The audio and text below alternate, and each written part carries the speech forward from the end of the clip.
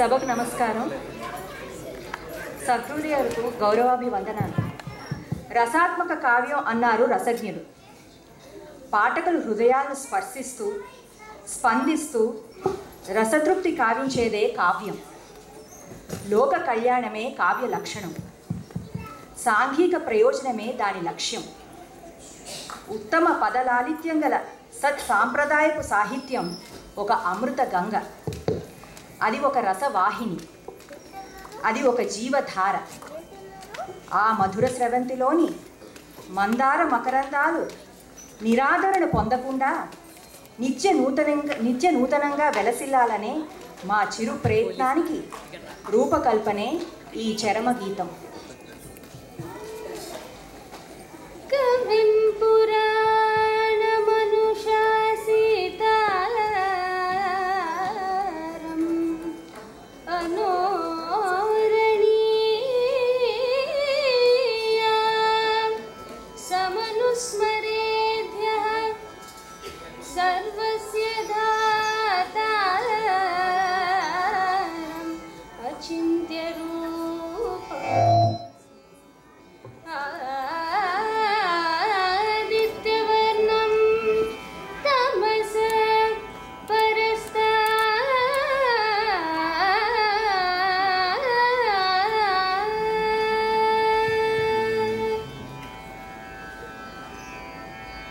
అనగా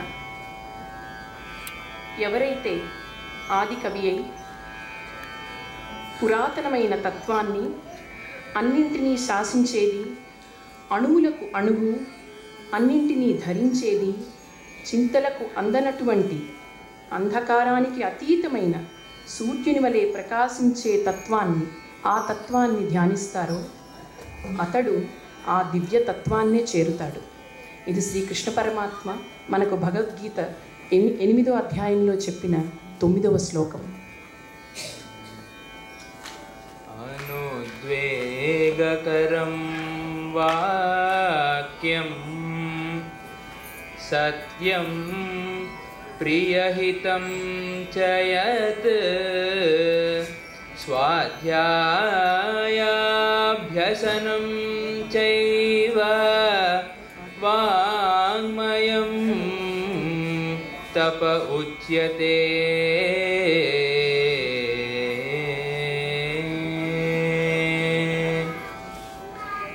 అనగా అనుద్వేగకరమైన సత్యము, ప్రియము, హితకరములైన వాక్యములను స్వాధ్యాయమునందు అభ్యాసమునందు వాడటం వాక్ తపస్సు అని అందురు.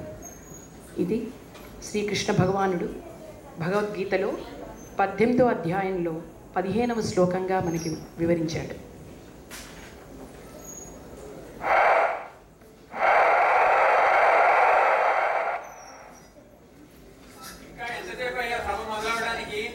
అయ్యా, మరి కొద్ది క్షణాలు ఓపిక పట్టండి. ఇప్పుడే మున్సిపల్ చైర్మన్ గారింటి నుంచి కబుర్ వచ్చింది. వాళ్ళు ఇందాకే బయలుదేరి వస్తున్నట్ట. వాళ్ళు రాగానే ఈ కార్యక్రమం మొదలవుతుంది. అప్పటి వరకు కాస్త నిశ్శబ్దంగా ఉండమని మా మనవి. అదిగో వచ్చేస్తున్నారు.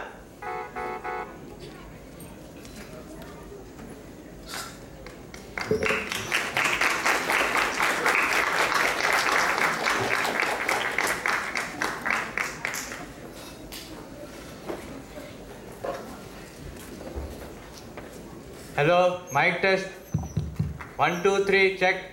అనుకున్న దానికన్నా ఈ సభను కొంచెం ఆలస్యంగా ప్రారంభిస్తున్నందుకు ప్రేక్షకులు మన్నించాలి. ముందుగా ఒక ప్రార్థన. అందరూ ఒకసారి లేచి నిలబడమని మా అభ్యర్థన.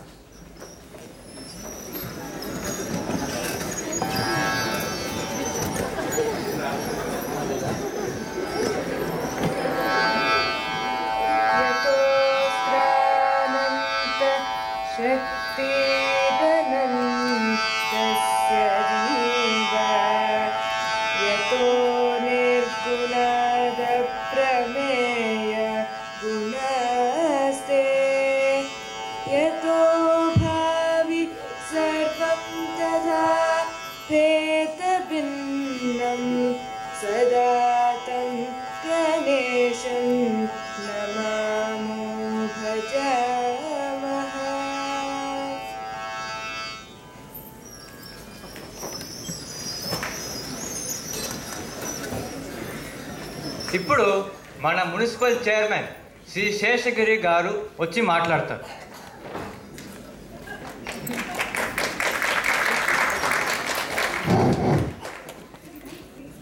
మహాజనులారా, ఈనాడు ఇక్కడికి నేను ఎన్నికల ఉపన్యాసం ఇవ్వడానికి రాలేదు.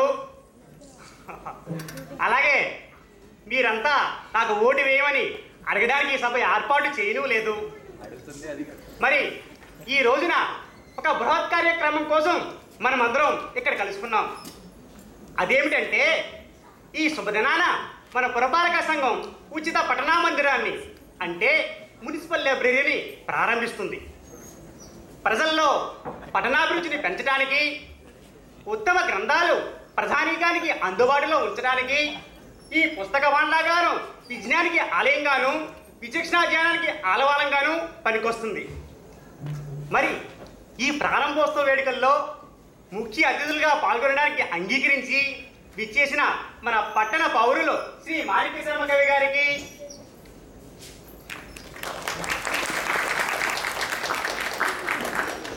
అలాగే మరి మన తెలుగు చలనచిత్ర నిర్మాణంలో సిద్ధహస్తమైనటువంటి శ్రీ రంగభూపతి గారికి మా హృదయపూర్వక కృతజ్ఞతాభివందనాలు.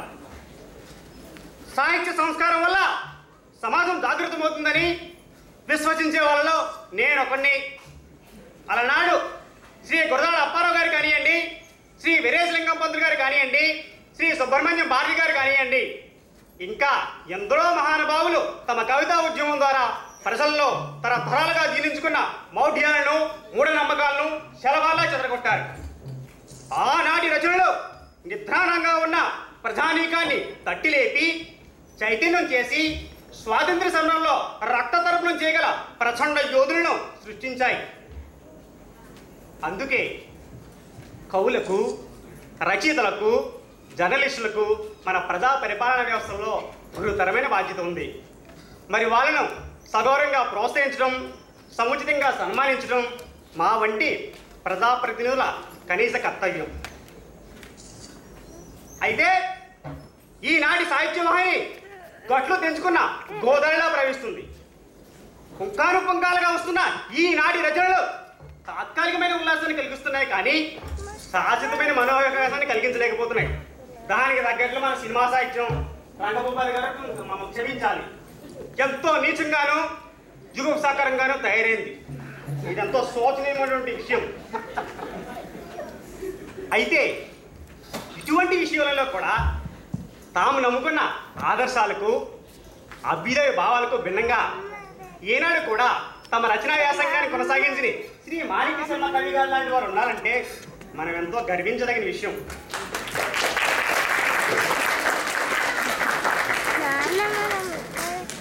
నేను మిమ్మల్ని ఒకరు అడుగుతున్నాను, అసలు కవి అంటే ఎవరు?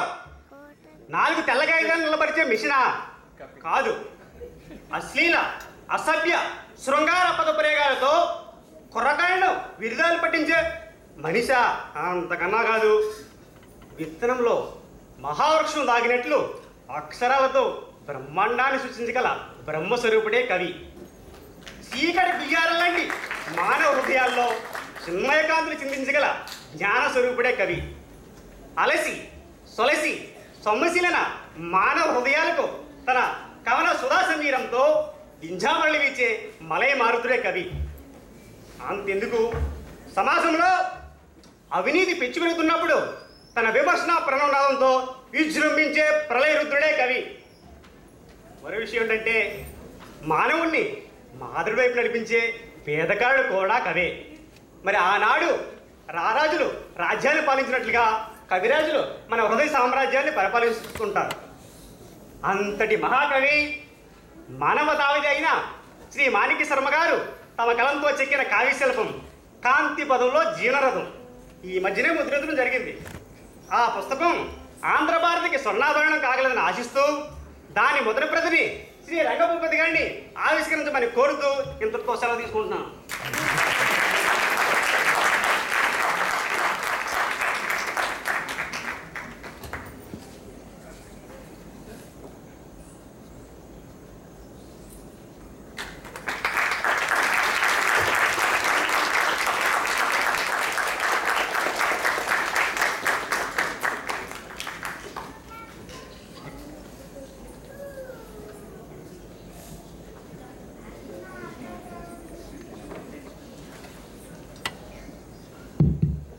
హలో, చెక్ 1 2 3 మైక్ అయ్యా.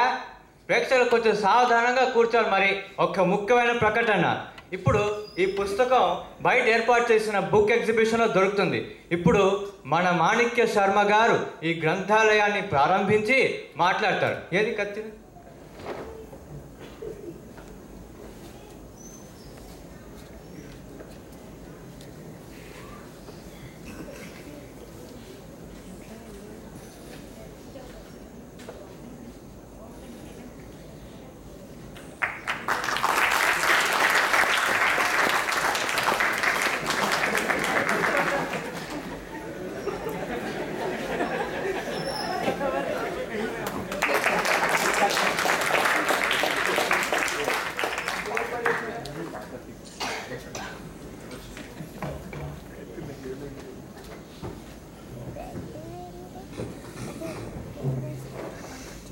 సభకు నమస్కారం. మన చైర్మన్ శేషగిరి నా గురించి ఎన్నో అతిశయోక్తులు చెప్పారు. అందుకు కారణం మా మధ్యనున్న ఆత్మీయతే కానీ నాకున్న అర్హత అని నేను అనుకోను. ఎందుకంటే నేను శేషగిరి చిన్నప్పుడు ఒకే బడిలో చదువుకున్నాను. ఒకే టీచర్ గారి దగ్గర దెబ్బలు కూడా తిన్నాం. మీరంతా నాకు కట్టబెట్టిన ఈ పెద్దరికం వల్ల ఇలాంటి సభల్లోనూ సదస్సుల్లోనూ ఏవో నాకు తోచిన 4-5 విషయాలను ప్రస్తావించడం ఆనవాయితీగా వస్తుంది. ముందుగా ఒక ఉదాహరణ చెప్తాను. ఒక తల్లి ఉంది. ఆ తల్లి ఒడిలో ఒక శిశువు ఉంది. ఆ శిశువు చిన్నారి బొజ్జలో ఆకలి ఉంది. ఆ తల్లి ఆ శిశువుకు విషపూరితమైనది, నిస్సారమైనది అటువంటి ఆహారాన్ని అందిస్తుందా? లేదు. ఆ మాతృమూర్తికి ఆ శిశువుకు మధ్య గల అనురాగ బంధమే మన పాఠకునికి, రచయితకు మధ్య గల పవిత్ర బంధం. ఆ దృష్టితోనే ఎలాంటి మాటల గారడీలు లేకుండా స్వచ్ఛందత కోసం ప్రయత్నించింది. ఇహ రెండో విషయం. ఈనాడు దేశం నలువైపులా ప్రాంతీయ దురభిమానాలు, భాషా వైషమ్యాలు చెలరేగుతున్నాయి. మాతృభాష మీద మక్కువ ఎక్కువ ఉండడం సహజమే. కానీ ఇతర భాషల మీద అక్కసు, చిన్నచూపే దేశ ప్రగతికి అవరోధం. జాతి ఐక్యతకు, సమతకు సాహిత్యం వారధి లాంటిది. అందువల్ల వివిధ భాషలన్నిటిలోనూ వస్తున్న మంచి పుస్తకాలను జాతీయ భాషలన్నిటిలోనికి తర్జుమా చేసే వసతులు, వనరులు కల్పించాలని ఈ సభ ద్వారా పాలకులకు విజ్ఞప్తి చేస్తుంది. మూడో విషయం, నా పుస్తకం కాంతి పథంలో జీవనరథం గురించి. ఇది ఒకనాటి కృషి కాదు, అనేక ఏళ్ల పరిశోధన. అయినప్పటికీ ఇందులో ఏవైనా లోపాలు, దోషాలు ఉంటే సాహిత్య ప్రియులు మన్నించగలరు. మన చైర్మన్ శేషగిరి చెప్పినట్లు నా ఈ కాంతి పథంలో జీవనరథం ఆంధ్ర భారతికి స్వర్ణాభరణం కాకపోయినా చీకటి ఇంట్లో చిన్న దీపం కాగలిగితే నా ఈ జన్మకదే సార్థకత. ఇహ సెలవు.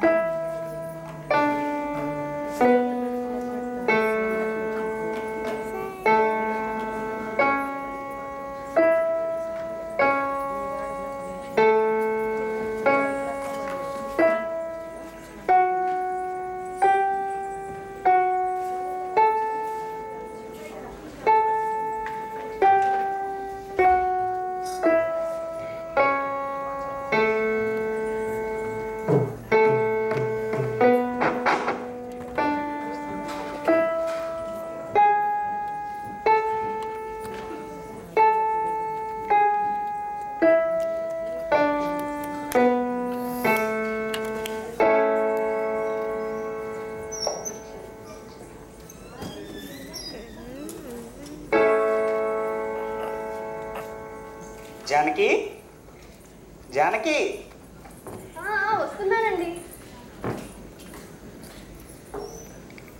చూసావా జానకి, నా కాంతి పథంలో జీవన్ రథం పుస్తకం ఎంత అందంగా ప్రింట్ అయిందో. అవునండి, మీరు రాసిన అన్ని పుస్తకాలు ఒక ఎత్తు, ఈ పుస్తకం ఒక్కటి ఒక ఎత్తు.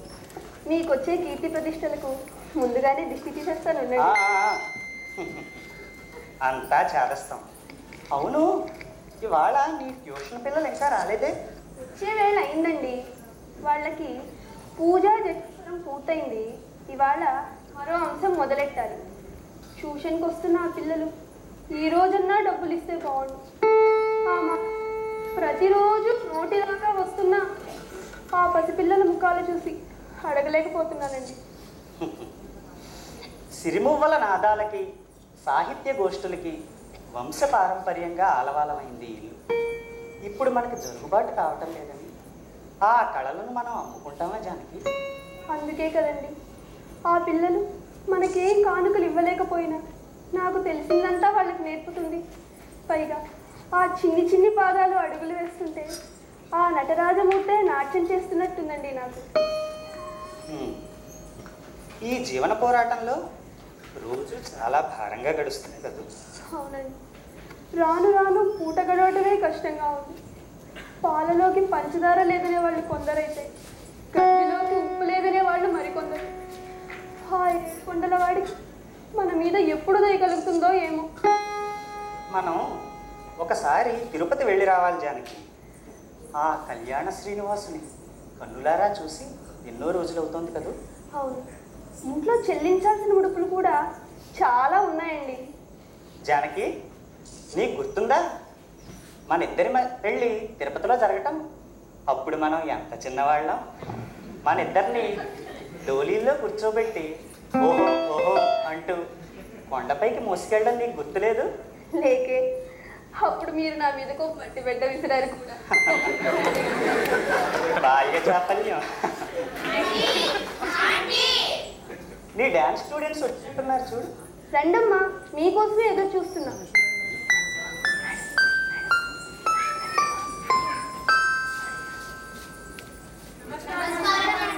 కాళ్ళకి గజ్జలు కట్టుకొని నమస్కారం చేసుకునండి.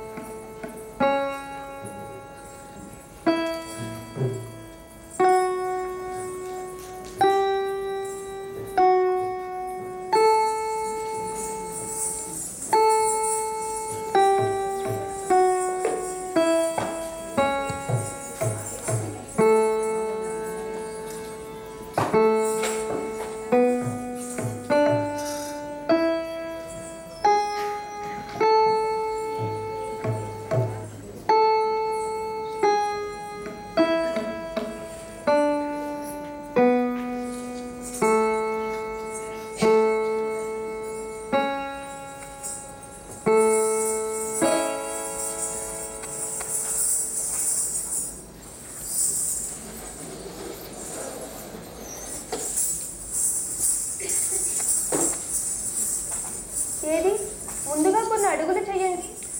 రెడీ 1 2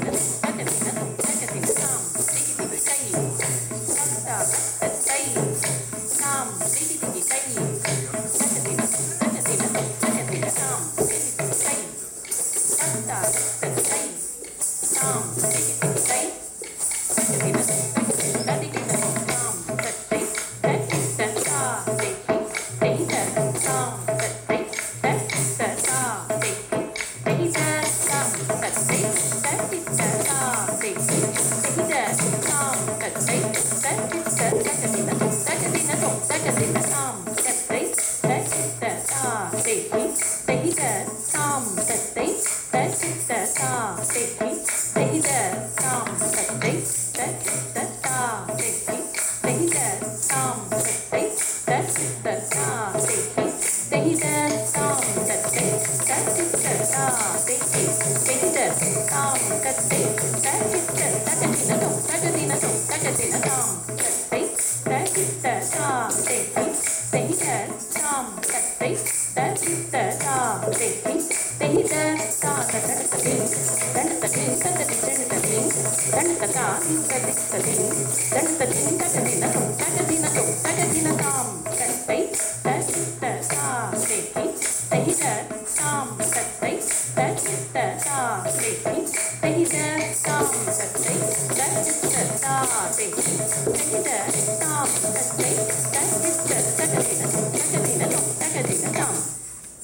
కాసేపు ఇలా వచ్చి కూర్చోండి.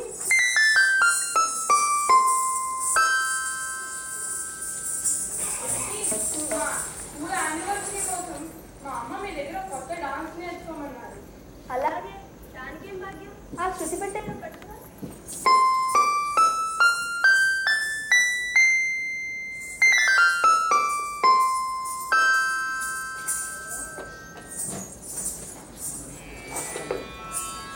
సరస్వతి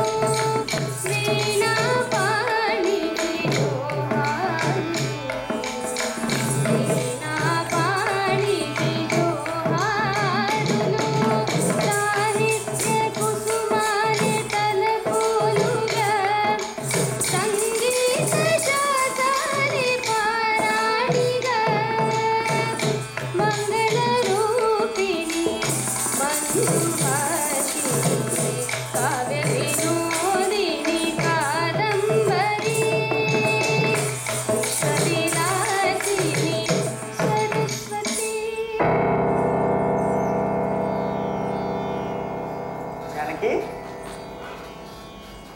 పాట ఆపేసావే? ఏంటా కన్నీరు? ఇది కన్నీరు కాదండి, తన్మయత్వం.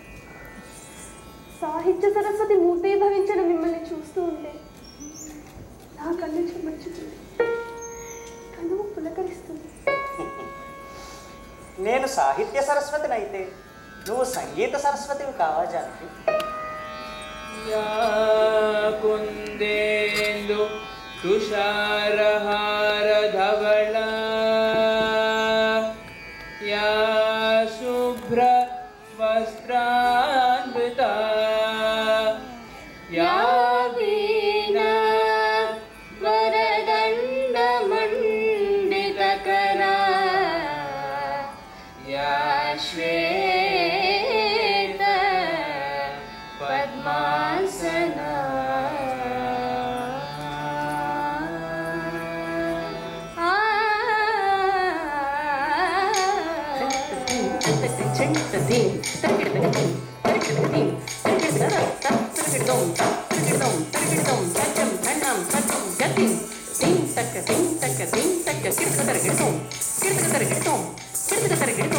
बम्मर पोधन भागवतमुलो जयदेव लिखित अष्टपदिलो कालिदासुनी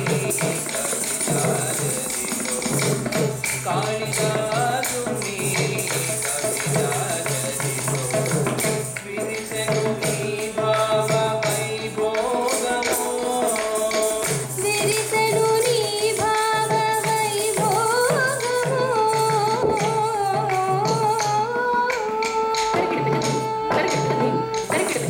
तक्कजं तक्कजं तच्चं तक्कजं तक्कजं तच्चं जं तक्कजं तक्कजं तदिं गिण्णतं तं तक्कजं गिण्णतं तं तक्कजं तदिं गिण्णतं जलामतल्ली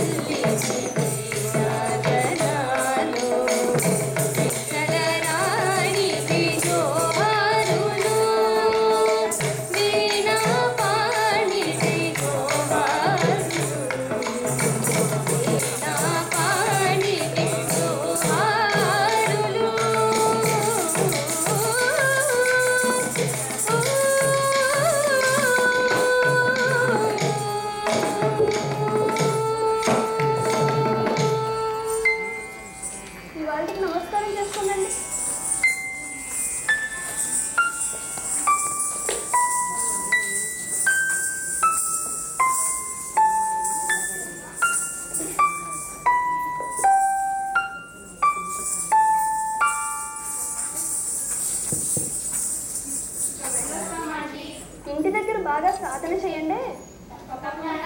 వెళ్ళండి.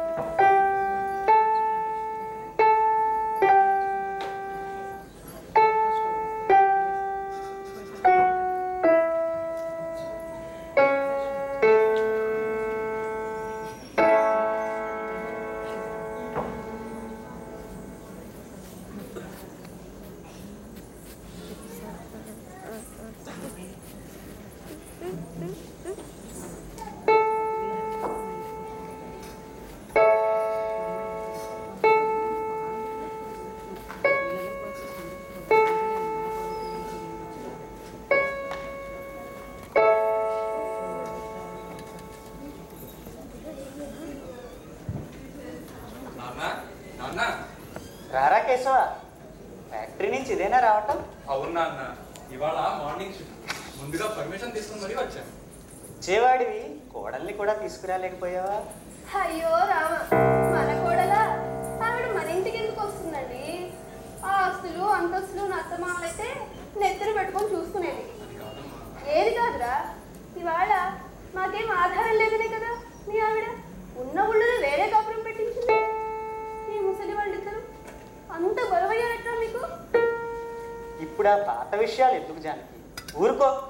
ఎలా ఊరుకునేదండి? జరిగిన అవమానాలు తలుచుకుంటుంటే కడుపు ఉడికిపోతుందండి నాకు. ఉన్న ఆస్తులను పెద్దదానికి పెళ్లి చేశామా? ఈ ఇల్లు తాకట్టు పెట్టి వీడికి చదువులు చెప్పించామా? ఈరోజు మనకు మిగిలిందంటూ ఏముందండి? పిల్లలు ఎక్కడున్నా వాయినే మన ఆస్తులు ఇచ్చిదాన. పాపం కేశవని చూడు, ఇటు తల్లిదండ్రులను కాదనలేక అటు భార్య మనసును నొప్పించలేక మధ్యలో ఎంతగా నలిగిపోతున్నాడో పాపం ఇచ్చిన. సర్లే, కాఫీ తీసుకొస్తాను. నాన్న, ఇవాళ మా ఫ్యాక్టరీలో బోనస్ ఇచ్చారు. ఈ 500 మీ దగ్గర ఉంచండి, దేనికైనా అక్కడికి వస్తాయి. వద్దులేరా నాయన, నువ్వు మాకు సహాయం చేశావని నీ భార్య పసిగట్టిందంటే మాకు చచ్చే చావేరా బాబు. మా కష్టాలను నువ్వు పడతాం కానీ ఆ తర్వాత నీ భార్య ఇసులు పడలేవురా నాయన. నాన్న, మీరైనా కాస్త అమ్మకు చెప్పకూడదు? ఇప్పుడు మాకు డబ్బుకేం అవసరం ఉందిరా? నీది పిల్లా పాపలతో పెరిగే సంసారం, అది నీ దగ్గరే ఉంచు. కొడుకుగా పుట్టినందుకు మేము పోయారు. మా తల కింద ఒక కొరువు పెట్టిన ఆయన 10 సార్లు మాకు. అంతవరకు మా గది నిండు మేమే సంపాదించుకోగలం. అంత పెద్ద మాటలు ఎందుకమ్మా? సరే, నేను వస్తాను. కోడలు వచ్చిందనే సరదా తీరకుండానే కొడుకులు మన నుంచి వేరు చేసి, అసలు అది కోడలు కాదండి, అది రాక్షసి, బ్రహ్మరాక్షసి. జానకి, కోడల్ని దూషించు, ద్వేషించు. పాపం చిన్నపిల్ల, పెద్దయితే ఆమె తెలుసుకుంటుంది.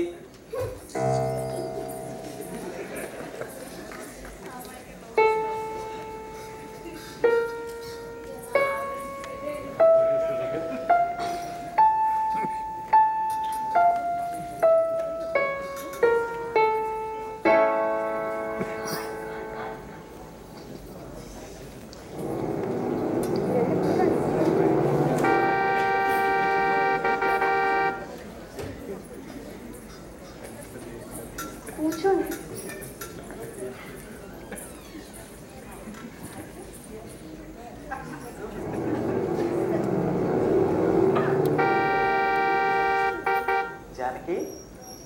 శేషగిరి వచ్చినట్టున్నాడు చూడు. రండి అన్నయ్య గారు. శర్మ లేడమ్మా ఇంట్లో. ఉన్నారు అన్నయ్య గారు, రండి కూర్చోండి. రా శేషగిరి, ఏంటి విశేషాలు? ఈ విషయం ఎలా చెప్పాలో నాకు అర్థం కావట్లేదు శర్మ. ఏ విషయం? నా కాంతి పదంలో జీవనరథం పుస్తకం గురించినా? ఒక్క కాపీ కూడా అమ్ముడవలేదు కదా. ఈ పుస్తకం వల్ల నీ దగ్గర కూడా కొంత సొమ్ము చేసుకుని ఆశపడ్డా శర్మ. మనం పడ్డ ప్రయాసకు ఫలితం దాకలేదు. ప్రయాసపడింది నువ్వు, అందుకే బాధపడుతున్నావు. నే వద్దన్నా వినకుండా మ్యాన్స్క్రిప్ట్ తీసుకెళ్ళి నీ డబ్బుతో ముద్రించావా? చివరికి ఏమైందో చూడు. ఉత్కృష్టమైన సాహిత్యాన్ని ఆస్వాదించలేని పామరు శర్మ ఈ జనం. ఈ దరిద్రపు సమాజం ప్రతి గొప్ప వ్యక్తి తన మీద ముల్లికిరటం పెడుతుంది. శేషగిరి, నా మీద నీకున్న అభిమానమే నీ చేత అలా పలికిస్తుంది. శర్మ, నవ సమాజ నిర్మాణానికి ఓ పునాదిరాయి అవుతుందనుకున్న ఈ పుస్తకాన్ని చిల్ల పెరుగుగా కొట్టుపారేసే ప్రజలు. శర్మ, పురుషార్థాలలో ధన సంపాదన కూడా ఒకటి కదా.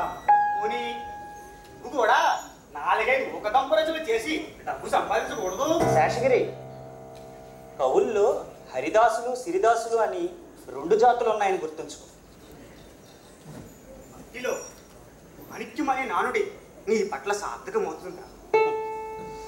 శేషగిరి, కవికి కావాల్సింది పొగడ్త కాదు, విమర్శ. జానకి, ఆ డబ్బు ఇలా పట్టుకురా. డబ్బేమిటి? నువ్వు నా పుస్తకానికి పెట్టిన పెట్టుబడి తిరిగి నీకు ఇచ్చేయడం నా ధర్మం కదా. నీకెందుకా దండ ఖర్చు? నీ డబ్బొకటి నా డబ్బొకటినా శర్మ? ఇదిగోండి డబ్బు. ఇంత డబ్బు నీకెక్కడిది? పెండి నాటి వెండి చెంబు కంచు నిన్నటి వరకు ఇంట్లోనే ఉన్నాయి అన్నయ్య గారు.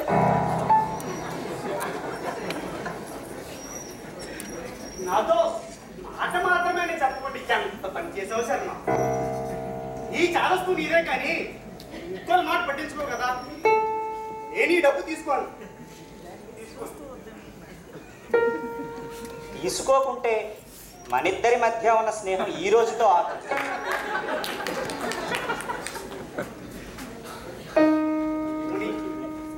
ఒక్క పుస్తకం కొనుక్కుంటానంటే నీకు అభ్యంతరం లేదు కదా. నేను కాపీ కొనుక్కుంటాను. ఇదిగో 5 రూపాయలు. శేషగిరి, నీకు చాలా కృతజ్ఞతలు రా. కవికి కావాల్సింది పుస్తకాన్ని హస్తభూషణంగా ధరించే 1000 మంది పాఠకులు కాదురా, ఆ కవి హృదయంలో చెలరేగిన మౌర్యరాగానికి స్పందించే ఒక్క ఉత్తమ పాఠకుడు చాలు. నేను వెళ్ళొస్తాను. అలాగే. అవును, ఇందాక రంగభూపతి గారు ఫోన్ చేసి నీ ఇంటి అడ్రస్ అడిగారు. రంగభూపతి అంటే ఎవరు? ప్రొడ్యూసర్ గారా? అవును, నేను వస్తాను. అలాగే.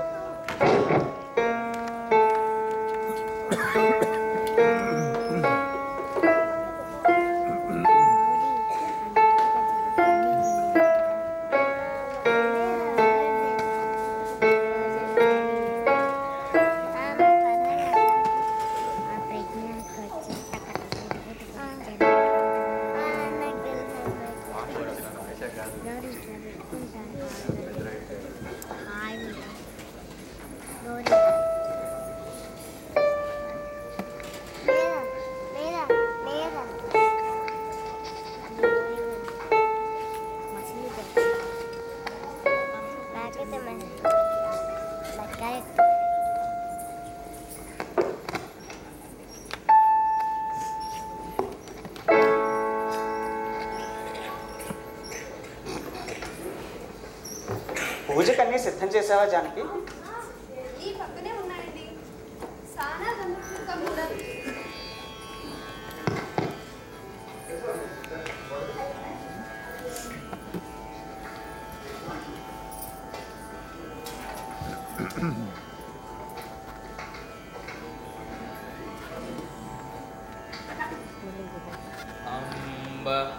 నవాంబుజోజ్వల कराम्बुज शारद चन्द्रचन्द्रिकाडम्बर चारुमूर्ति प्रकटस्फुट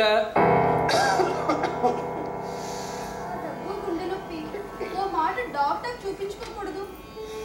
వయస్సు వచ్చిన తర్వాత అనారోగ్యం రాకుండా ఉంటుందా చెప్పు.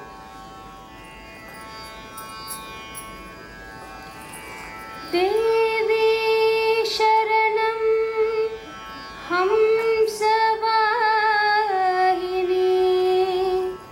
దేవి శరణం అభినవయామిని,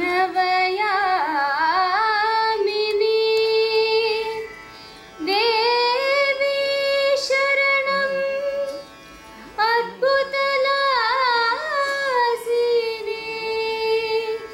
దేవి శరణం అభయప్రదాయిని.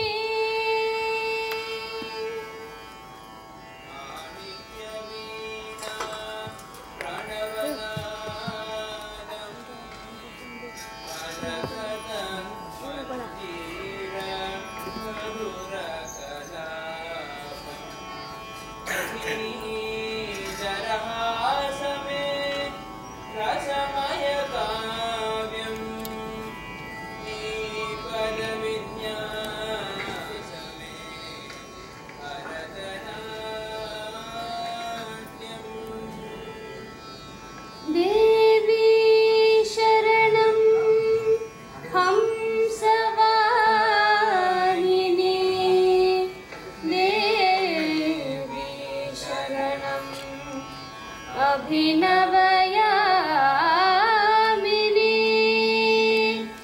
దేవి శరణం అద్భుతలాసిని, దేవి శరణం అభయప్రదాయిని.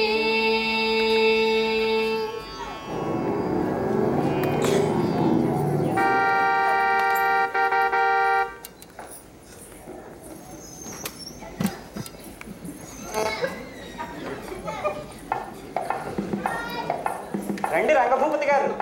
నమస్కారం చెప్పగలరు. నమస్కారం. రండి, ఇదిగోండి ప్రసాదం, సరస్వతీదేవి ప్రసాదం. మీరు సరస్వతీదేవి పూజ చేసినట్లే నేను రోజు ఇలానే లక్ష్మీదేవి పూజ చేస్తుంటానండి. అలాగా, బాబు రండి కూర్చోండి. రంగభూపతి అంటే మీ పూర్తి పేరు? అబ్బే, అది బిరుదు. అసలు పేరు వేరే ఉందనుకోండి, కానీ అందరూ అలాగే పిలుస్తూ ఉంటారు. ఆయ్, మా లాస్ట్ పిక్చరు 50 సెంటర్లలో యమ సక్సెస్ అయిందండి. దానికి ఈయనేనండి ప్రొడ్యూసరును డైరెక్టరును. Yes, it is. సినిమా రంగానికి అంతటికి రాజంటి వారని మా ఊరి ప్రజలందరూ ఈయనకి రంగభూపతి అని బిరుదిచ్చి గొల్లు అన్నారండి. గొల్లు మనటం ఏమిటి? అవేనండి హర్షధ్వానాలు, చప్పట్లును. ఇతను సింహాచలం అని మా ఊరి వాడే నాకు కుడి భుజంగా పనిచేస్తూ ఉంటాడు. ఇంతకీ తమరొచ్చిన పని సెలవిచ్చారు కాదు. నా గురించి నేను గొప్పలు చెప్పుకోవడం కాదు కానీ చెప్పగలరు, ఏవేవో రకరకాల నువ్వే సినిమా కాన్సెప్ట్లు నా మస్తిష్కంలో అస్తమానం తోక చుక్కల్లా గిర్రుడు తిరుగుతూ ఉంటాయండి. అందుకే మా పంకజం ఫిలిమ్స్ ద్వారా ఓ కొత్త సంచలనాత్మక చిత్రం స్టార్ట్ చేయబోతున్నామండి. దానికి మీ సహాయం కావాలి. తప్పకుండా. సినిమా అనేది అనేక కళ్ళ మేళవింపు. సంగీత, నాటక, నృత్య, గాన కళల అపూర్వ సమ్మేళనమే సినిమా. ఇక మనం వెళదామా రంగభూపతి గారు? వచ్చిన వాళ్ళు అప్పుడే వెళ్ళిపోతున్నారే. అబ్బే, మీరు సినిమాలకి కళలకి లంక పెడుతూ ఉంటే మా సింహాచలం తెల్లగా ఇక్కడ బెంబేలెత్తిపోయాడు. ఇప్పుడు సినిమా అనేది ఒక వ్యాపారం అండి కవి గారు. కొబ్బరికాయల వ్యాపారం ఉందా? బియ్యం వ్యాపారం ఉందా? నెయ్యి చింతపండు వ్యాపారాలు ఉన్నాయా? అలాగే సినిమాలను. ఈ సినిమా వ్యాపారంలో ప్రేక్షకులు తప్ప ఎవ్వరూ నష్టపోకూడదండి.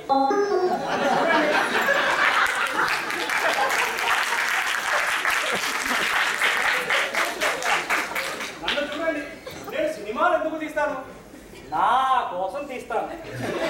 నన్ను నమ్ముకున్న వాళ్ళ కోసం తీస్తాను. ఎవరి సినిమాలో?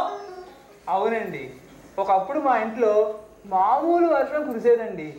ఇప్పుడు ఈయన్ని నమ్ముకున్న తర్వాత కనకవర్షం కురుస్తుందండి. అయితే నా సహాయం ఏమిటో చెప్పండి. మా కొత్త సంచలనాత్మక చిత్రానికి మీరు ఒక పాట రాసి పెట్టారు. ఫార్ములా చిత్రం అయితే మీ దాకా రాకపోదు. పాట మరైతే సన్నివేశం ఏంటో చెప్పండి. సన్నివేశం ఏముంది లేండి, మా హీరోకి కూడా మాకులాగే మనశ్శాంతి ఉండదండి. అతను ఒక రోజు ఓ క్లబ్ డాన్స్ దగ్గరికి వెళ్తాడండి. అక్కడ 2 అద్దాలు వచ్చేటి పాట పడుతుంది.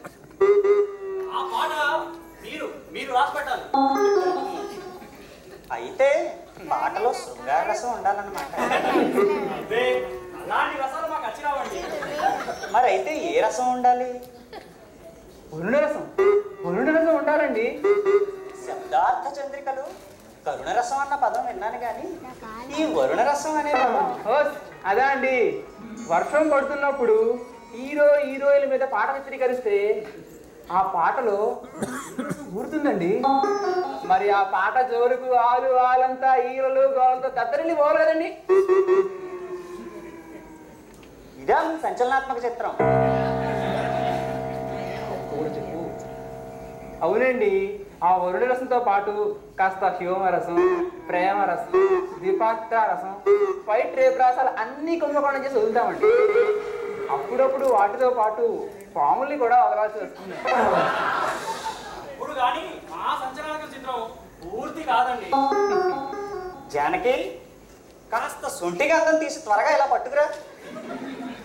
పాపం పిన్ని గారు సొంటి గంధం చేయడానికి లోపల ఎన్ని అవస్థలు పడుతున్నారో ఏమో.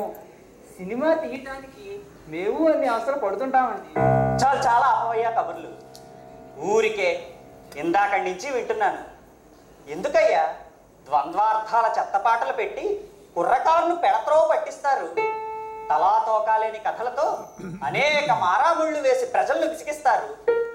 ఆ సరస్వతీదేవికి, ఆ కళామ తల్లికి మీరెంత అపచారం చేస్తున్నారో మీకు తెలియటం లేదు. ఏమిటేమిటి మేము అపచారం చేస్తున్నామా?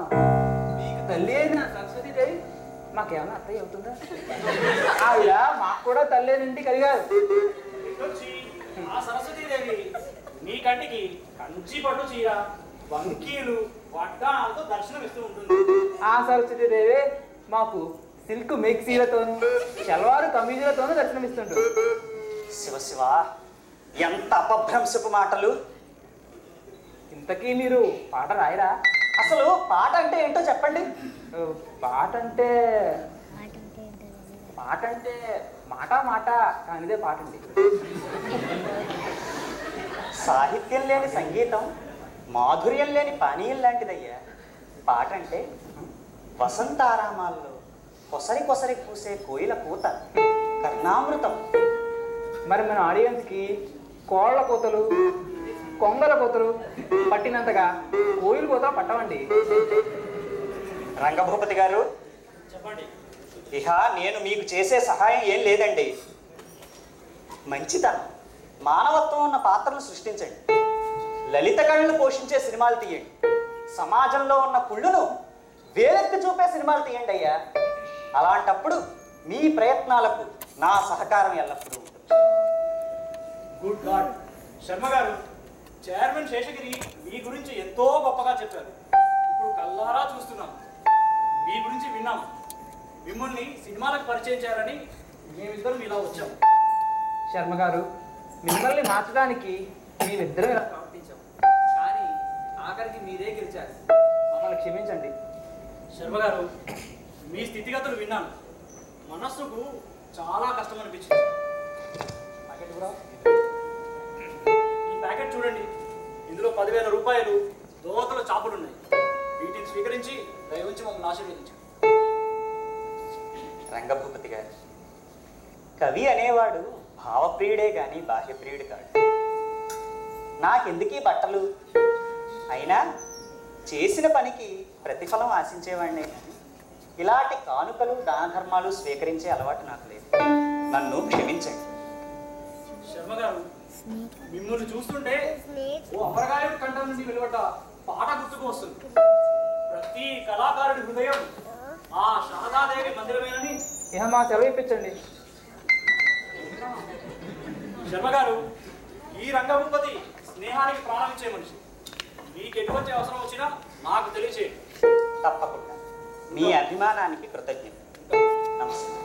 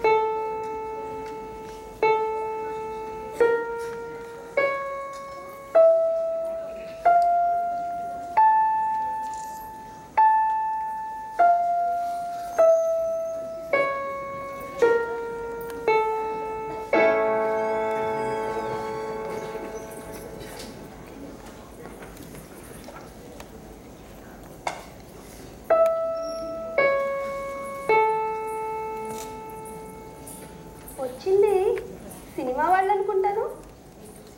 అవును జానకి, రంగభూపతి గారని వాళ్ళ సినిమాకి నన్ను పనిచేయమన్నారు. వీలు పడతన్నాను, ఇష్టం లేక. విశ్వవిద్యాలయాల్లో పరిశోధనాంశాలుగా స్వీకరించిన మీ కవిత్వం ఈనాడు సినిమాలు పాలవుతుందని ఎలా అనుకున్నారో వాళ్ళు పాపం. ఇదిగోండి కాఫీ. అక్కడ పెట్టు. ఏమిటది తమలపాకులో? సొంటి గంధం. రాయనా? సొంటి గంధమా? ఓహో, భలేదానివే. నిజంగానే తీసావా? అయినా ఇప్పుడు నాకు కావాల్సింది సొంటి గంధం కాదు జానకి, మంచి గంధం. మంచి గంధమా? ఈ వయసులో కూడానా? మనస్సుకు వయసే ఉంది చెంచలాక్షి. చెంచలాక్షి లేదు, చెంచులక్షి లేదు. ఇంత కాఫీ తీసుకోండి, చల్లారిపోతుంది. పోతే పోయిందిలే జానకి. జానకి, నీ మీద ఒక శృంగార కవిత చెప్పనా? అయ్యయ్యో. మహిత యవ్వన రూప మృదుమధురాలాప బింబోష్టి శ్రీవర్ణ బింబకర్ణ. ఆపండి బాబు మీ శ్రీమతి అష్టోత్తరం. మీరు మామూలు ధోరణిలో మాట్లాడండి, మీకు పుణ్యం ఉంటుంది. అప్పుడే కంజాత దళ నేత్ర కాంచన నిభగాత్ర చతుర చంపకనాస చారుభాస. ఇవాళ ఏదో అయింది. సమయానికి ఇంట్లో పైత్యాంతకం కూడా లేదు. జానకి, ప్రబంధ కావ్యాల్లో నాయికలా నా శృంగార కల్పంలోని కిరణ్మయివి రాగమయివి నువ్వే జానకి. నిన్ను చౌకబారు పదాలతో ఊహించి అసభ్యంగా చిత్రీకరించలేదు. అందుకే ఆ రంగభూపతి గారిని వెళ్ళిపోమని. మీ సాహితీ మందిరంలో సాలభంజిక కాకపోయినా జన్మ జన్మలకు ఓ మట్టి బొమ్మగానైనా మిగిలిపోనియండి. శరత్కాల మేఘాలే పారిజాత కుసుమాలే అరుణ కిరణ దీపికలే ప్రణయ రాగ మధురిమలే పలకరించు వసంతుడివో కనికరించు దేవుడివో. శరత్కాల మేఘాలే పారిజాత కుసుమాలే అరుణ కిరణ దీపికలే ప్రణయ రాగ మధురిమలే.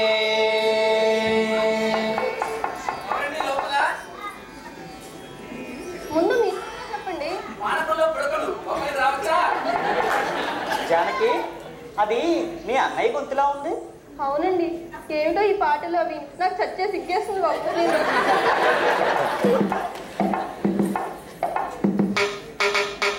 రావయ్యా ఆంజనేయులు, అలా గుమ్మం దగ్గర పోస్ట్ మ్యాన్లా నిలబడకపోతే నేరుగా లోపలికి రావచ్చుగా. రావచ్చు బాబా, కానీ ఇక్కడ వ్యవహారం మంచి రసపట్టులో ఉంది. అది సర్లే, అంతా కులాసానా? అంతా కులాసానే బాబా. కూర్చో. జానకి, మీ అనురాధాన్నయ్య వచ్చాడు. అదేంటి, పెద్దవాళ్ళు నా అవతారం చూసి పెట్టిన పేరు ఆంజనేయులను ఉండగా నా కలం పేరు అనురాధాన్ని పెట్టి పిలుస్తావే బాబా? నువ్వు కూడా కవివే కదా, కవులను కలం పేరు పెట్టి పిలవడం అదో ముద్దు ముచ్చటాను. ఏరా అన్నయ్య, ఇదేనా రావటం? కాళ్ళు కడుక్కున్నా భోంచేద్దు గాని. లేదమ్మా, వచ్చేటప్పుడే భోజనం కానిచ్చే వచ్చాను. అదేంటి, తోడబుట్టిన ఇంటికి పూటగోళ్ళు ఇంట్లో భోజనం వస్తావా? ఒక మంచి తిండి పెట్టేంత కష్టంగా మేమేం లేవులే. అది కాదు జానకి, బస్సు దిగి మీ ఇంటికనే బయలుదేరా. కానీ బాబా, ఆ ఉమెన్స్ కాలేజ్ దగ్గర మిసమిసలాడుతూ స్కూల్ కుంపటి కనిపించింది. ఇంత వయసు వచ్చి నీకు ఇవేం పాడుగుద్దురా అన్నయ్య? మీ అన్నయ్య గురించి నీకేం తెలుసు జానకి? శ్రీనాథుడంతటి గొప్ప రసికుడు. మీ ఇల్లు బంగారం గాను నన్ను మాట్లాడనీయకుండానే ఏవేవో అనేస్తున్నారు. ఆ మిస్సుల గుంపుకు చూసారా? ఆ కాలేజీ మదపురాల గురించి ఓ కథ రాద్దామంటూ ఏవో పాయింట్స్ నోట్ చేసుకుంటూ అక్కడే ఉండిపోయాను. లేట్ అయింది, హోటల్ కూడి దిక్కయింది. సర్లే, వదినా పిల్లలు కులాసనా? మీ వదిన గురించి అడిగావు. బంగాళాఖాతంలో వాయుగుండం మొదలైనట్లు మా ఇంట్లో వంటింట్లో వాయుగుండం మొదలై అక్కడి నుంచి కాసేపు నా మీదకి కాసేపు పిల్లల మీదకి పయనిస్తూ ఉంటుంది. మీ వదిలికే జ్వాలాముఖి నిక్షేపం అలా ఉంది. నేనే ఇలా కథలు కాకరకాయలు అంటూ నా జాసలో పడి కాలం గడుపుతున్నాను. ఊరకరారు మహానుభావులు. అదే బాబా, నవగ్రహాల్లా మాకు 9 మంది ఆడపిల్లలా. అందులో నంబర్ 4కి ఈ ఊళ్ళోనే మంచి సంబంధం దొరికింది. చూసి వెళ్దామని వచ్చా. పిల్లవాడు ఏం చదివాడు ఏమిటి? బిఏ బిఎల్ కూడా పెట్టాడు. మరి అన్నీ ఖాయం చేసుకున్నట్లేనా? అంతా ఖాయం అయిపోయినట్లే జానకి.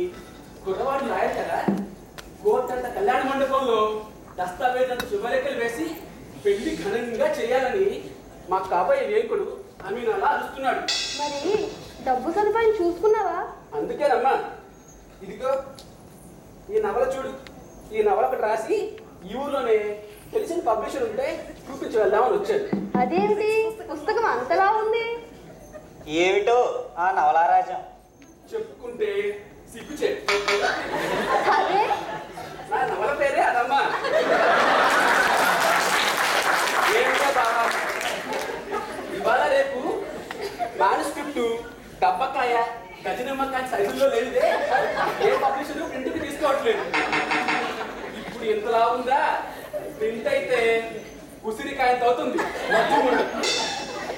మరి ఆడపడుచు లాంఛనానికి ఏం చేసావేంటి? దానికి మీ అన్నయ్య ఏదో నవల ఒకటి బరికేసి ఉండాలి ఈ పాటికి.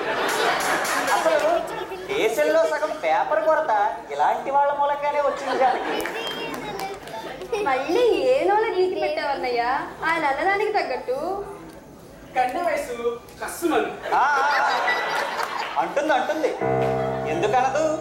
బుద్ధి లేకపోతే సరి. ఎందుకయ్యా పాపిష్టి పుస్తకాన్ని రాసి ప్రజలను పాడు చేస్తావు? అంతకన్నా ఏది రాయకుండా కుదురుగ్గా కూర్చుంటే కాస్త పుణ్యమైనా వస్తుంది కదా. నీకేం బావా చెబుతావు, నాలాగా 10 మందిని కంటే నీకు తెలిసి వచ్చేది.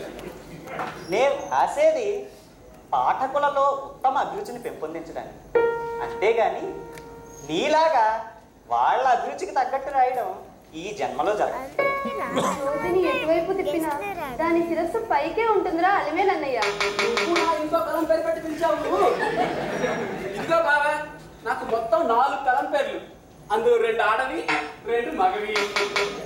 ఈ 4 అయినా ఓ కలం పేరుతో మంచి రచనలే చేస్తున్నానా, కానీ ఏ లాభం? ఎక్కడికి పంపినా పెంపుడు పావురల్లా తిరిగి వచ్చేస్తున్నాయి. ఈ 4 పేర్ల మీద కాకుండా ఇంకా ఎవరో అనామకుల పేర్ల మీద కూడా రాసి పెడుతున్నావుట. గోస్ట్ రైటర్ గానే అబ్బే, అందులో వచ్చే ఆదాయం అంతా పొలకరి తుంపర. ఇదిగో బావా, ఈ 4 కొత్త పెన్నులు చూడు. నీకోసమనే బజార్ నుంచి తీసుకొచ్చాను. ఇందులో రెంటికి అంబుజాక్షి, పంకజాక్షి నామకరణం చేసి నువ్వు కూడా నాలాగా స్వైర విహారం చేయరాదటయ్యా. నువ్వు నోరు మూసుకోరాదటయ్యా. రంగభూపతి గారంతటి వారే స్వయాన వచ్చి అడిగితే కాదు కూడదన్నారు మీ బావ. ఈ మాట అనుకో లెక్క. ఏమిటేమిటి, రంగభూపతి గారు ఇక్కడికి వచ్చారా? మరేమిటి, వస్తే బావ అతన్ని తిరగొట్టి పంపాడా? రంగభూపతి మీ ఆయన చేసే మత్స్యమిత్రం లేని పనులన్నీ ఇలానే ఉంటాయమ్మా.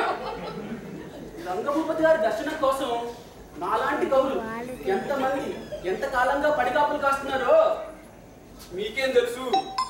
లడ్డూ లాంటి ఛాన్స్ పోగొట్టుకున్నావు కదటయ్యా పిచ్చి బాబా. చేజెక్కిన లంకె బిందులు అలా ఎవరో కాజేసినట్లు చిందులు వేస్తావే ఆంజనేయులు. మాతృభూమి, మాతృభాష కన్నతల్లితో సమానమయ్యా. మనం ఏ పని చేసినా వాటిని అలంకరించేటట్లు ఉండాలే కానీ అందవిహీనం చేసేటట్లు ఉండకూడదు. జానకి, మీ ఆయనకి ఇక ఈ జన్మలో బాగుపడే లక్షణాలు కనపడట్లేదమ్మా. నేను వస్తా. ఉండన్నయ్యా, ఓ గ్లాసులు మజ్జిగన్నా పుచ్చుకొని వెళ్ళు గాని. మజ్జిగ ఇక్కడికి నేను వచ్చినప్పుడల్లా మీ ఆయన కడుపు నిండా గడ్డి పెడుతున్నాడు. ఇక్కడ నొప్పించే మజ్జిగ తాగడానికి చోటెక్కడ ఉంటుంది. వస్తా బావా, అవతల నా గాలిలో సగం. వస్తా.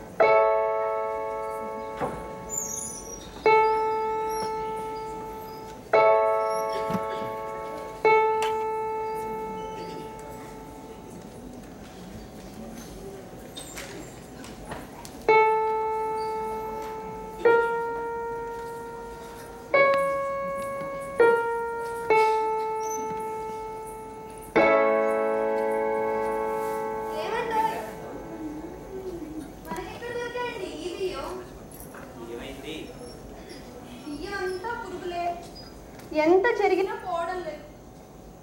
అవును, నీ చేతిలో ఏమిటో ఉత్తరం? మన వియ్యంకుడు రాశాడు జానకి. ఏమని? మన అమ్మాయి కులాసైనా? మన అమ్మాయి పెళ్లికి కట్నం తాలూకు బకాయి పెట్టిన డబ్బు వడ్డీతో సహా 10,000 రూపాయలైంది. తిరిగి చెల్లించాలని, లేకపోతే మన పిల్లను తిరిగి తీసుకెళ్ళమని చాలా అసహ్యంగా రాశాడు జానకి. ఇక గడువు కూడా ఇవ్వడట. ఇంకా మన పిల్ల ఏమిటండి? ఆడపిల్లకు పెళ్ళైతే ఇంటి పేరు మారుతుంది, గోత్రము మారుతుంది. కట్నం డబ్బిచ్చుకోలేనంత మాత్రాన ఆ ఇంటి కూడా వాళ్ళకి పరాయిదైపోతుందా? అలా ఉత్తరం ముక్క రాయడానికి ఆ మాత్రం జ్ఞానం ఉండటల్లా పెద్ద మనిషికి. అలాంటి వాళ్ళను ఈ విద్యల్లో చెరిగేయాలి. మంచి సంబంధం కదా అని వాళ్ళు అడిగింది కాదనకుండా ఇచ్చి పిల్ల పెళ్లి చేసి దాని గట్టి ఏమవుతుందో ఏమో. అన్ని అగచాట్లు ఆడజన్మకే రాశాడండి ఆ భగవంతుడు. భర్తల కష్ట సుఖాల్లో పాలు పంచుకుంటారు. ఆ భర్తల రూపాలను నవమాసాలు మోసి కని పెంచి పెద్ద చివరికి ఆ మగవాడే లేనినాడు తమ జీవితాలను మ్రోడుగా చేసుకొని కన్నీళ్లతో తమ అంతిమ క్షణం కోసం ఎదురు చూస్తారు. ఎందుకండి స్త్రీ జాతి మీద ఈ నిర్దయ? ఇవి మునుపటి రోజులు కావు జానకి. చేతిలో డిగ్రీలున్న పెళ్లి కొడుకులే తల్లి చాటు బిడ్డల్లా ప్రవర్తిస్తున్నారు. ఏమిటోనండి, మాయదారి మనుషులు, మాయదారి ప్రపంచం. ఎటు చూసినా అంతా కృత్రిమం.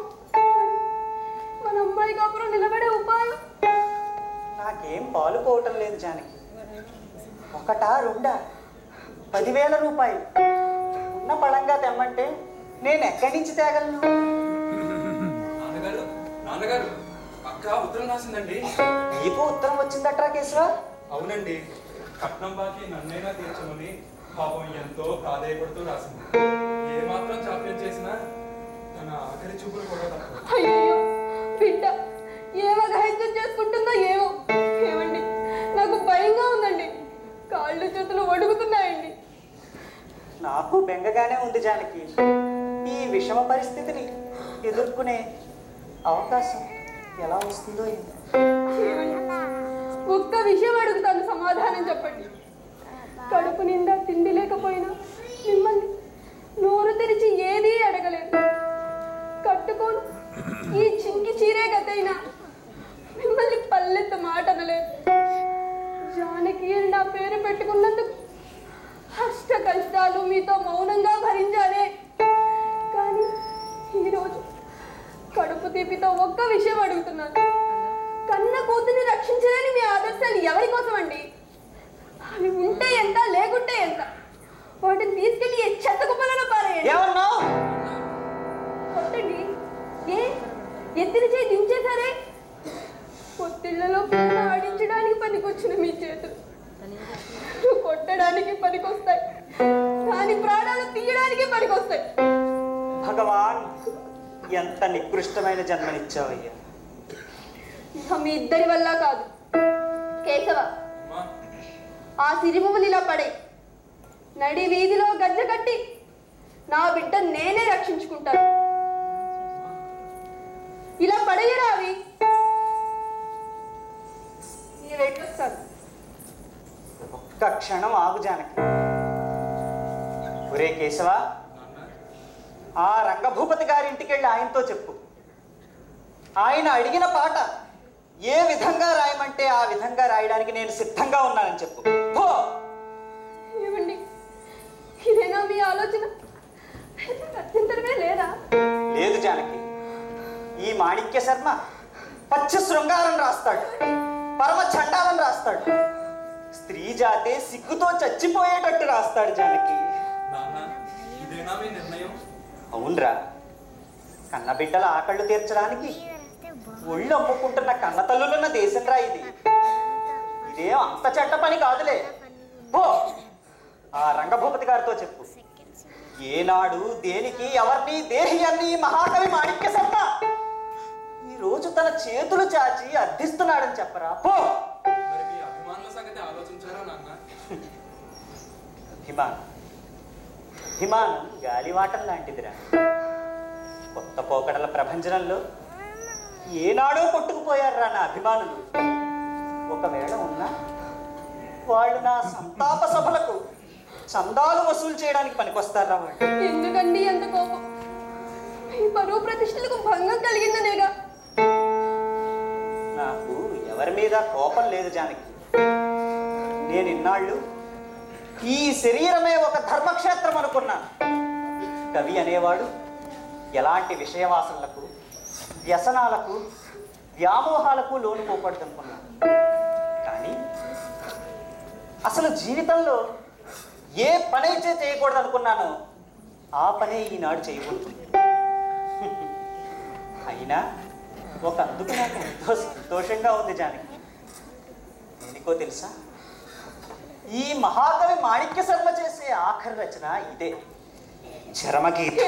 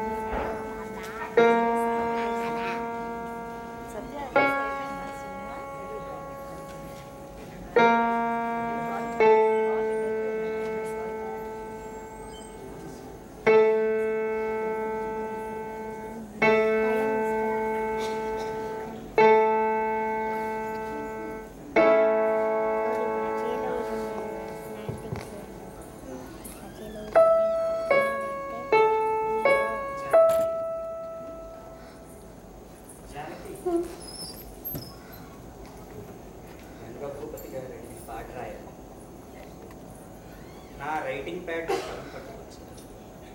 నా పక్కనే పట్టుకోవచ్చు.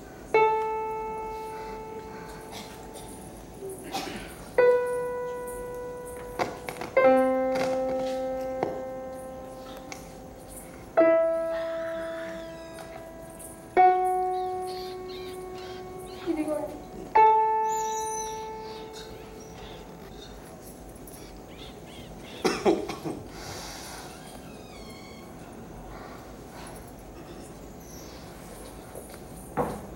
జానకి,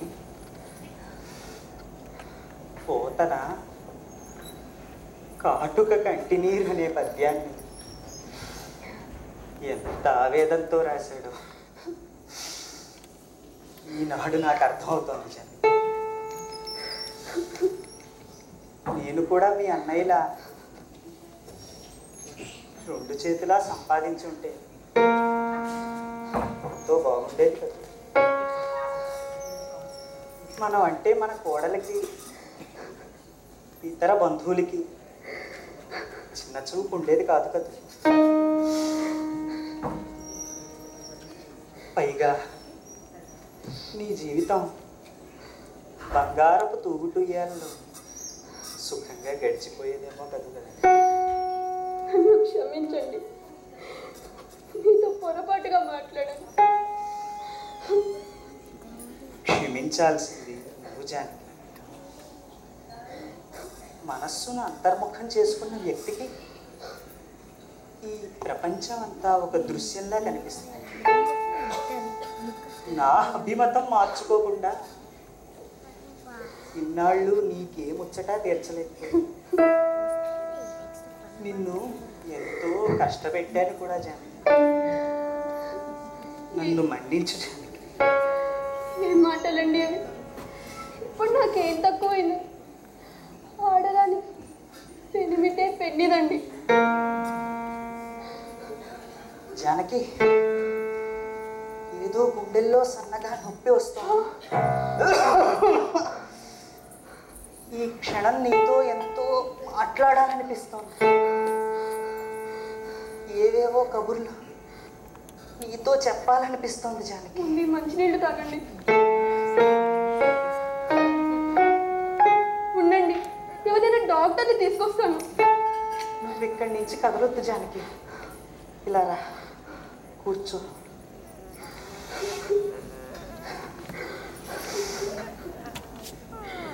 నీ పదసవ్వడి వినిపించిన రాగంలో నా కవితకు శృతి కలిపిన నీ సిరిమువ్వల నాదంలో నీ విరిచూపులే విరహరాగిణులే నా యదవీణను మీటిన నీలాంబరి భూమి. జానకి, ఆ జగజ్జన్ని శారదాంబ సన్నలలో తేలియాడిన తేట తెలుగుల జిలుగు వెలుగులు ఇక నా నుంచి రావేమో జానకి.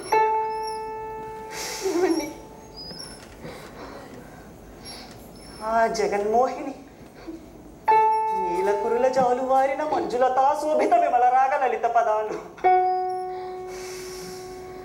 స్వరాలు పలకవేమో జానకి.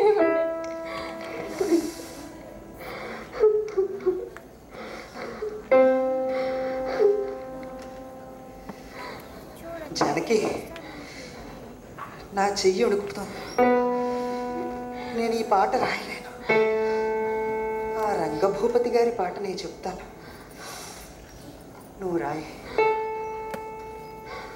చెప్పండి. అద్దరేతిరి నిత్తురలో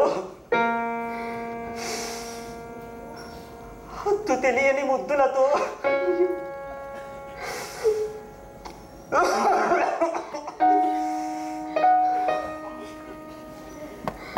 కోడె వయసు గోడు పెట్టే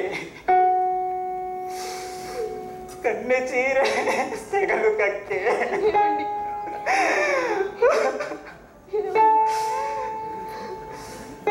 అమ్మో అమ్మో, నా సాహితీ మందిరంలోని సాలభంజిక అర్ధనగ్నంగా వికృత నాట్యం చేస్తున్నట్టు నాకు అనిపిస్తోంది. ఈ వేదన భరించలేను జానకి, భరించలేను. కంటి నీరు చనుకట్టుపై బడ నేలచిలో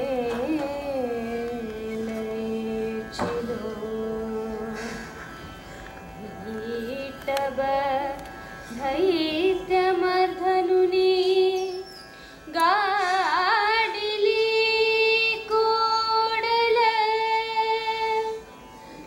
యో మదాంబ యో హాటక గర్భురాణి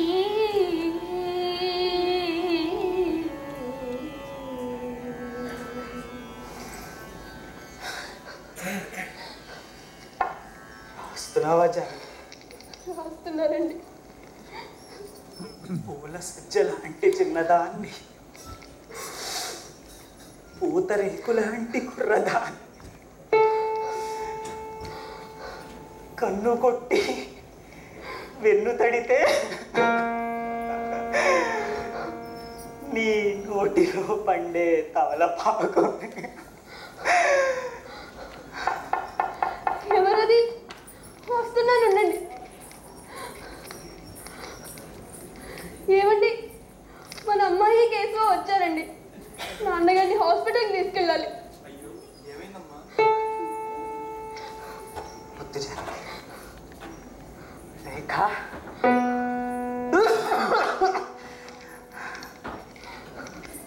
ఇంత హఠాత్తుగా వచ్చేసావమ్మా.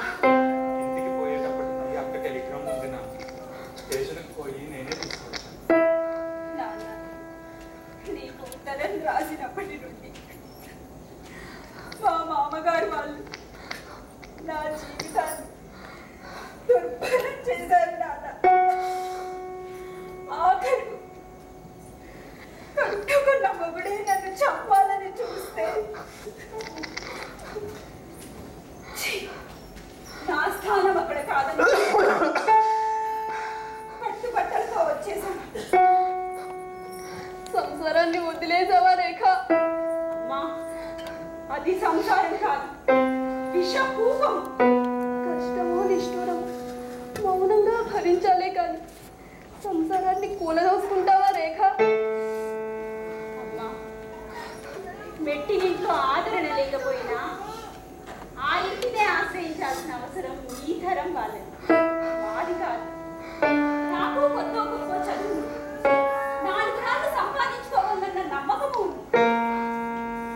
నిన్ను నాన్నని ఈ వృద్ధాప్యంలో మగ బిడ్డలా కనిపెట్టుకొని ఉండగలనమ్మా, కనిపెట్టుకొని ఉండగలను. రేఖ, కాస్త నిదానంగా ఆలోచించండి. ఆవేశం అన్నిటికీ అనర్థం. మేమందరూ ఉన్నాంగా నీకు సహాయం చేయడానికి. నాన్న, కేశవ స్టేషన్ దగ్గర నాకు అన్ని విషయాలు చెప్పాడు. నా కోసం నీ ఆదర్శాలను చంపుకోవద్దు, అది నేను సహించలేను నాన్న. కేశవ, అక్క ఆ రంగభూపతి గారి దగ్గర వచ్చిన డబ్బు తిరిగి ఆయనకి ఇచ్చేది. అలాగే అక్క. రేఖ, పండంటి కాపురాన్ని నిప్పుల పాలు చేసుకోకమ్మా. ఈ మాయదారి మనుషుల మధ్య ఆడరానివి, అసెక్కురాలివి, ఒక్కదానివి, ఎక్కుకు రాలేవమ్మా. అమ్మా, నాన్నగారి రక్తం నాలో ప్రవహిస్తుందమ్మా.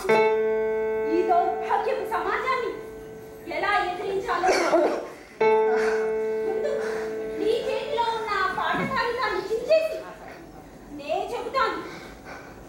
రాయమ్మా, రాయి. ఆకుల కమలాలు, గద్దల చెమటలు ఓడ్చినా తీరని ఆకలి, ఎన్నాళ్ళీ అంతులేని జీవన సమరం, దిక్కులేని జీవితాల చీకటి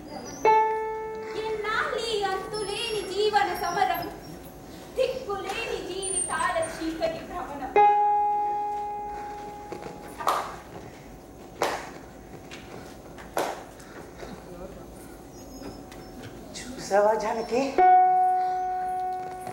మన అమ్మాయి కవితా సామర్థ్యం చూసావా?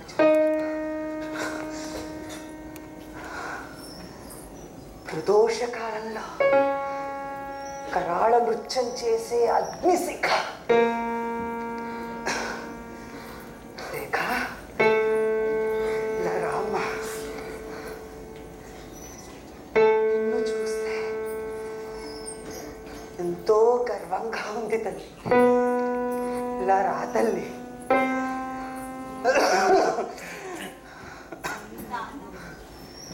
జాలి లేని మనుషులు ఈ లోకాన, మేడి పండు సొగసులు పై పైన. జాలి లేని మనుషులు ఈ లోకాన, మేడి పండు సొగసులు పై పైన. నవ సమాజ నిర్మాణం ఎన్నడో, ఈ మనుషులు మారేది ఎప్పుడో ఇంకెప్పుడో. నవ సమాజ నిర్మాణం ఎన్నడో, ఈ మనుషులు మారేది ఎప్పుడో ఇంకెప్పుడు. నాలో వెలిగిన ఈ కవితా జ్యోతి ఆశీర్వదించండి నాన్న, ఆశీర్వదించండి. కవిత్వం అనేది హృదయం నుంచి వెలువడే పవిత్రమైన దివ్య తేజస్సు.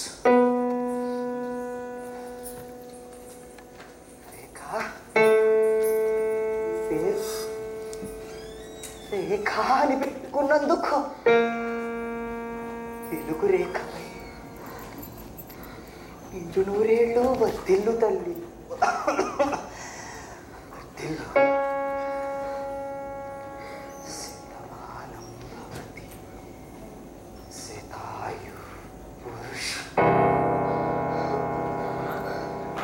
ఏమండి?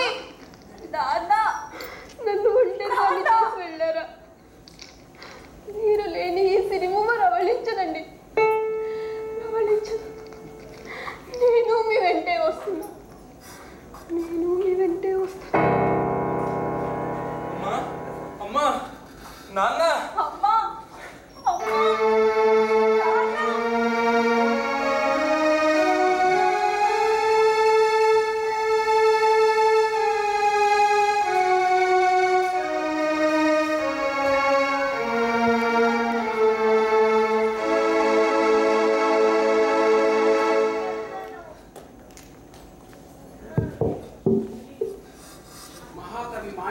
అస్తమయంతో తెలుగు సాహితీ మందిరంలో మరో మణిదీపం ఆరిపోయింది. అతనికి మీ నుంచి కావాల్సింది సంతాప సభలు, అశ్రుతర్పణాలు కావు. మీలోని అభ్యుదయ భావాలు, శాంతి ప్రేమలే. అవే అతనికి ఆత్మశాంతినిస్తాయి.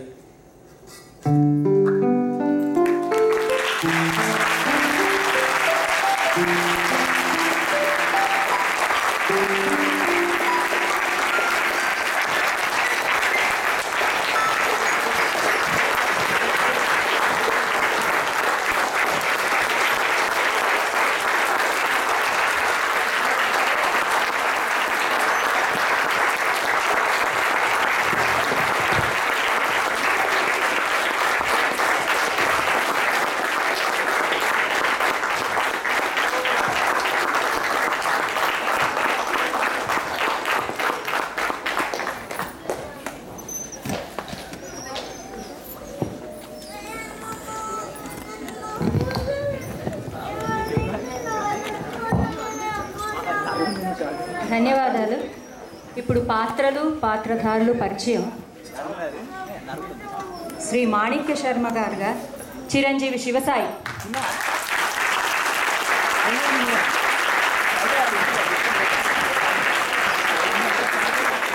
శ్రీమతి జానకిగా కుమారి స్నిగ్ధాశ్రీ,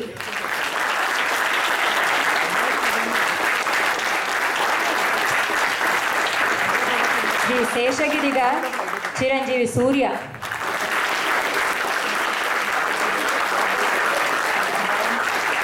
శ్రీ కేశవరావుగా చిరంజీవి హరీష్,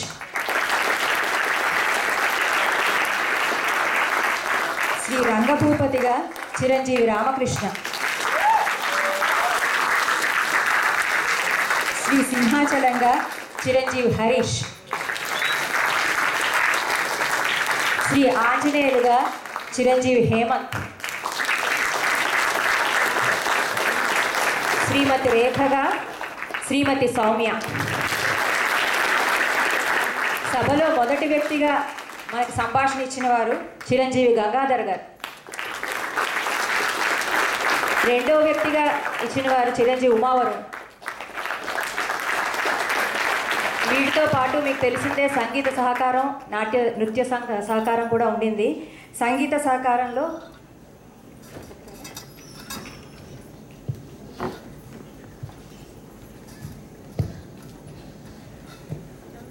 ఈ నాటకానికి సంగీత సహకారం అందించిన వారు శ్రీమతి సుజన గారు.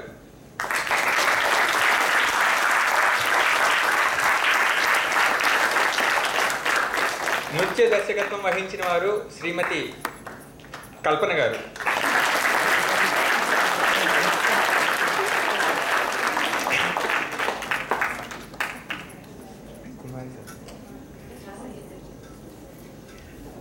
ఈ నాటకానికి దర్శకత్వం వహించిన వారు శ్రీమతి నాగమణి గారు.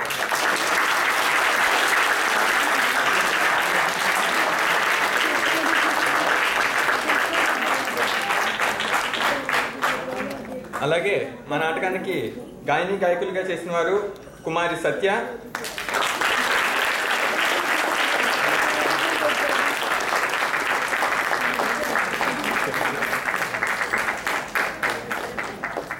చిరంజీవి ఆదిత్య, కుమారి శ్రీవిద్య.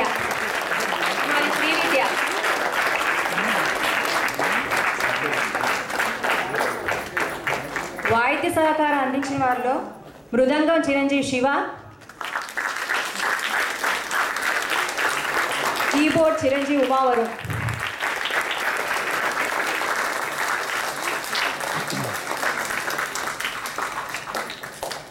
నాట్య సహకారం నాట్యం చేసిన చిన్నారులో చిరంజీవి చందు, కుమారి చందన,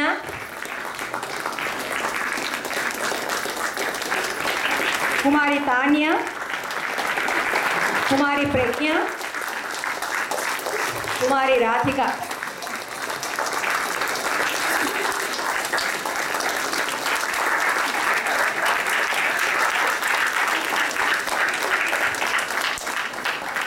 నాట్యానికి దర్శకత్వం, మేకప్ అంతా శ్రీమతి కల్పన గారు.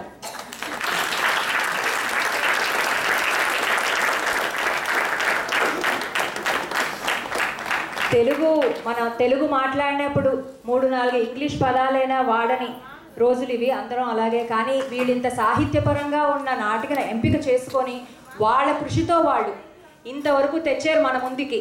అందుకు దానికి మరొకసారి మనం అభినందిస్తూ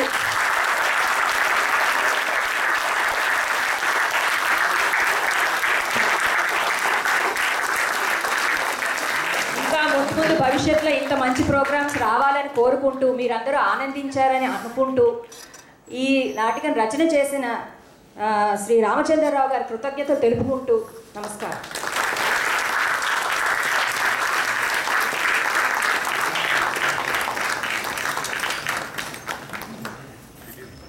ఈ కార్యక్రమానికి ముఖ్య అతిథిగా విచ్చేసిన శ్రీ వెంకటరత్నం గారిని వీళ్ళందరికీ బహుమతి ప్రదానం చేయవలసిందిగా కోరుకుంటున్నాను.